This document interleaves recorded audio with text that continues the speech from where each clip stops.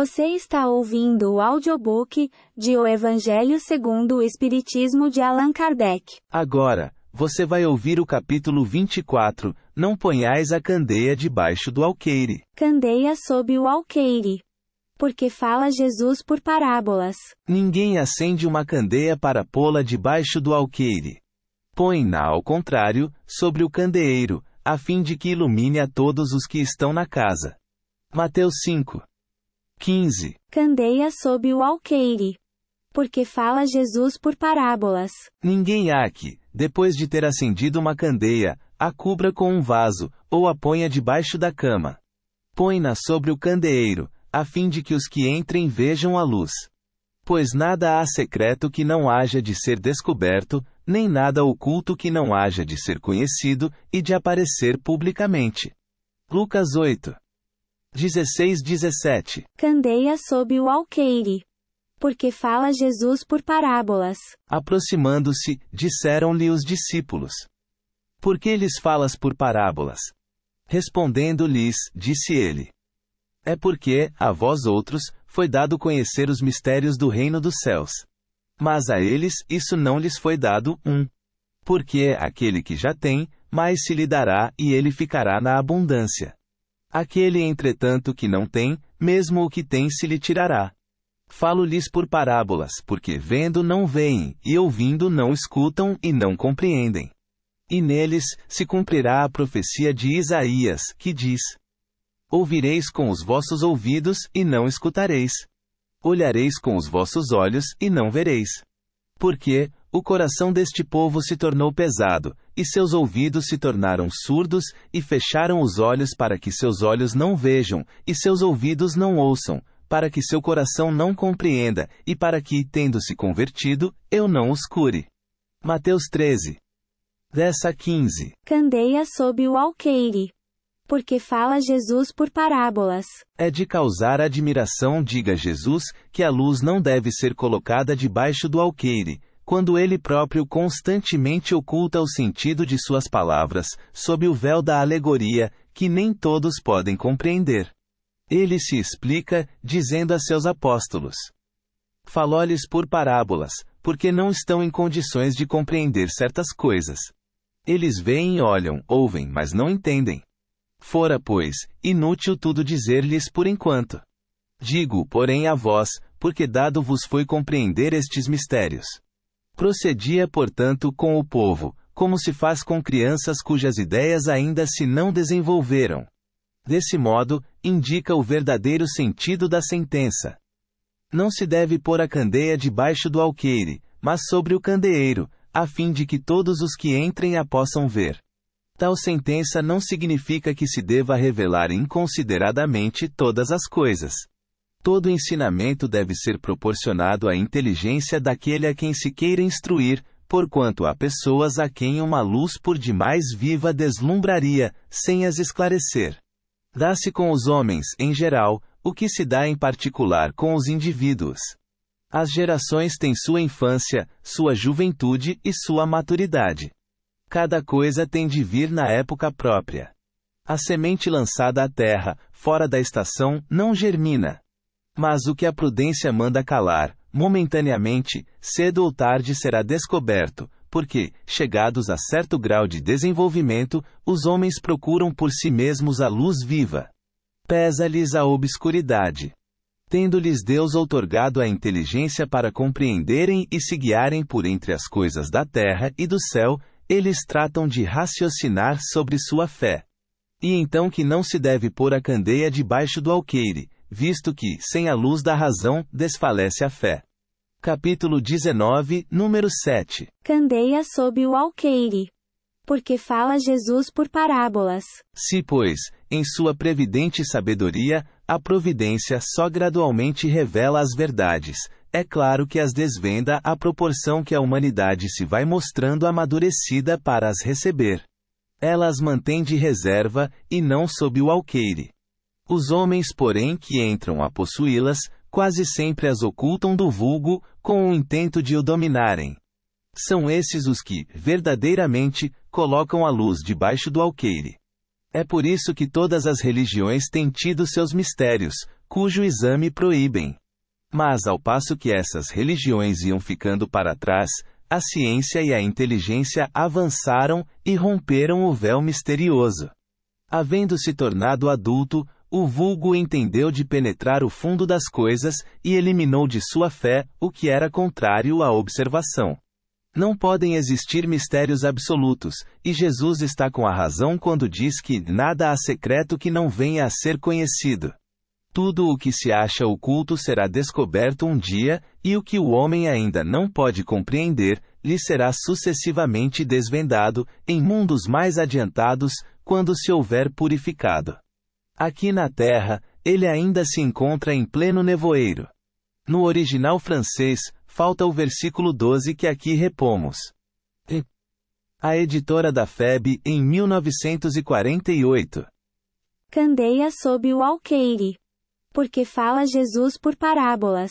Pergunta-se: que proveito podia o povo tirar dessa multidão de parábolas, cujo sentido se lhe conservava impenetrável? E de notar-se que Jesus somente se exprimiu por parábolas sobre as partes de certo modo abstratas da sua doutrina.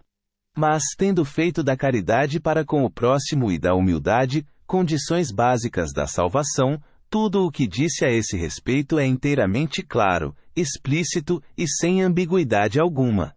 Assim devia ser, porque era a regra de conduta, regra que todos tinham de compreender para poderem observá-la. Era o essencial para a multidão ignorante, a qual ele se limitava a dizer: eis o que é preciso se faça para ganhar o reino dos céus. Sobre as outras partes, apenas aos discípulos desenvolvia o seu pensamento. Por serem eles mais adiantados, moral e intelectualmente, Jesus pôde iniciá-los no conhecimento de verdades mais abstratas. Daí o haver dito: aos que já têm, ainda mais se dará. Capítulo 18, número 15. Entretanto, mesmo com os apóstolos, conservou-se impreciso acerca de muitos pontos, cuja completa inteligência ficava reservada a ulteriores tempos. Foram esses pontos que deram ensejo a tão diversas interpretações, até que a ciência de um lado, e o espiritismo de outro, revelassem as novas leis da natureza, que lhes tornaram perceptível o verdadeiro sentido. Candeia sob o alqueire. Porque fala Jesus por parábolas. O Espiritismo hoje projeta luz sobre uma imensidade de pontos obscuros. Não a lança, porém, inconsideradamente. Com admirável prudência se conduzem os espíritos, ao darem suas instruções. Só gradual e sucessivamente consideraram as diversas partes já conhecidas da doutrina, deixando as outras partes, para serem reveladas à medida que se for tornando oportuno fazê-las sair da obscuridade. Se a houvessem apresentado completa desde o primeiro momento, somente a reduzido número de pessoas, se teria ela mostrado acessível. Houvera mesmo assustado as que não se achassem preparadas para recebê-la, do que resultaria ficar prejudicada a sua propagação. Se, pois, os espíritos ainda não dizem tudo ostensivamente, não é porque haja na doutrina mistérios, em que só alguns privilegiados possam penetrar, nem porque eles coloquem a lâmpada debaixo do alqueire. É porque cada coisa tem de vir no momento oportuno. Eles dão a cada ideia tempo para amadurecer e propagar-se, antes que apresentem outra, e aos acontecimentos, o de preparar a aceitação dessa outra. Não vades ter com os gentios. Candeia sob o alqueire. Porque fala Jesus por parábolas. Jesus enviou seus 12 apóstolos, depois de lhes haver dado as instruções seguintes: não procureis os gentios, e não entreis nas cidades dos samaritanos. Ide, antes, em busca das ovelhas perdidas da casa de Israel. E, nos lugares onde fordes, pregai, dizendo que o reino dos céus está próximo. Mateus 10. 5-7. Candeia sob o alqueire. Porque fala Jesus por parábolas. Em muitas circunstâncias, prova Jesus que suas vistas não se circunscrevem ao povo judeu, mas que abrangem a humanidade toda. Se, portanto, diz a seus apóstolos que não vão ter com os pagãos, não é que desdenhe da conversão deles, o que nada teria de caridoso. É que os judeus que já acreditavam no Deus Uno e esperavam o Messias, estavam preparados, pela lei de Moisés e pelos profetas, a lhes acolherem a palavra. Com os pagãos, onde até mesmo a base faltava, estava tudo por fazer, e os apóstolos não se achavam ainda bastante esclarecidos para tão pesada tarefa. Foi por isso que lhes disse: Ide em busca das ovelhas transviadas de Israel, isto é, ide semear em terreno já arroteado. Sabia que a conversão dos gentios se daria a seu tempo. Mais tarde, com efeito, os apóstolos foram plantar a cruz no centro mesmo do paganismo. Candeia sob o alqueire. Porque fala Jesus por parábolas. Essas palavras podem também aplicar-se aos adeptos e aos disseminados do espiritismo. Os incrédulos sistemáticos, os zombadores obstinados, os adversários interessados, são para eles o que eram os gentios para os apóstolos.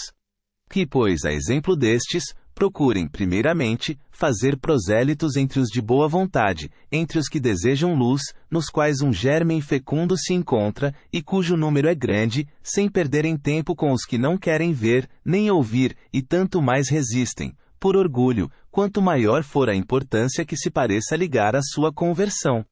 Mais vale abrir os olhos a 100 cegos que desejam ver claro, do que a um só que se compraza na treva, porque é assim procedendo, em maior proporção se aumentará o número dos sustentadores da causa. Deixar tranquilos os outros não é dar mostra de indiferença, mas de boa política. Chegar-lhes à vez, quando estiverem dominados pela opinião geral, e ouvirem a mesma coisa incessantemente repetida ao seu derredor. Aí, julgarão que aceitam voluntariamente, por impulso próprio, a ideia, e não por pressão de outrem. Depois, há ideias que são como as sementes. Não podem germinar fora da estação apropriada, nem em terreno que não tenha sido de antemão preparado, pelo que melhor é se espere o tempo propício, e se cultivem primeiro as que germinem, para não acontecer que abortem as outras, em virtude de um cultivo demasiado intenso. Ao tempo de Jesus, e em consequência das ideias acanhadas, e materiais então em curso, tudo se circunscrevia e localizava. A casa de Israel era um pequeno povo. Os gentios eram outros pequenos povos circunvizinhos. Hoje, as ideias se universalizam e espiritualizam. A luz nova não constitui privilégio de nenhuma nação. Para ela não existem barreiras, tem o seu foco em toda a parte, e todos os homens são irmãos. Mas também, os gentios já não são um povo, são apenas uma opinião com que se topa em toda parte, e da qual a verdade triunfa pouco a pouco, como do paganismo triunfou o cristianismo. Já não são combatidos com armas de guerra, mas com a força da ideia.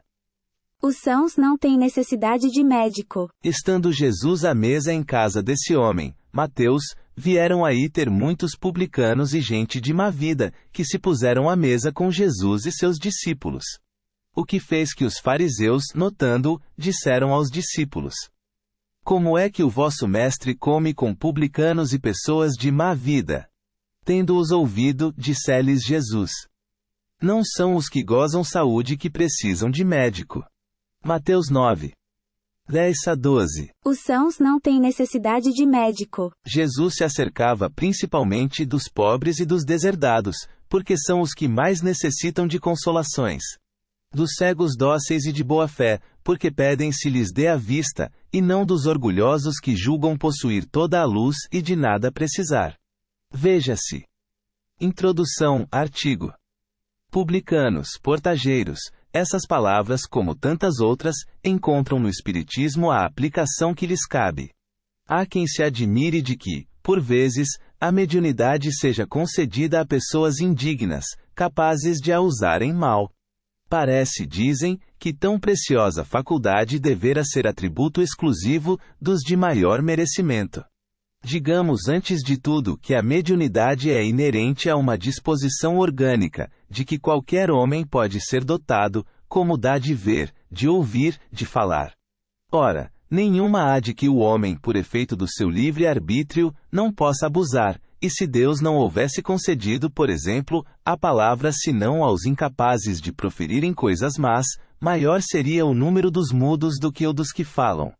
Deus outorgou faculdades ao homem e lhe dá a liberdade de usá-las, mas não deixa de punir o que delas abusa.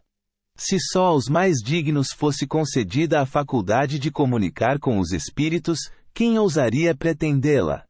Onde, ao demais, o limite entre a dignidade e a indignidade?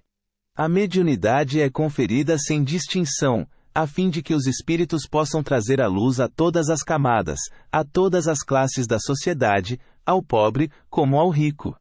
Aos retos para os fortificar no bem, aos viciosos para os corrigir. Não são estes últimos os doentes que necessitam de médico?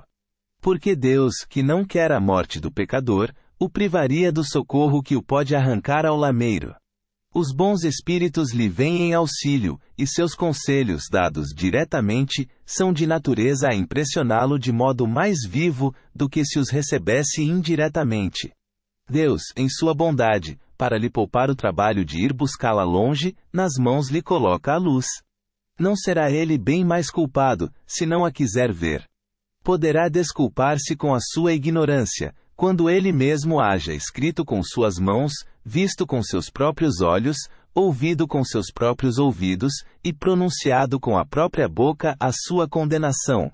Se não aproveitar, será então punido pela perda ou pela perversão da faculdade que lhe fora outorgada, e da qual, nesse caso, se aproveitam os maus espíritos para o obsidiarem e enganarem, sem prejuízo das aflições reais, com que Deus castiga os servidores indignos e os corações que o orgulho e o egoísmo endurecerão.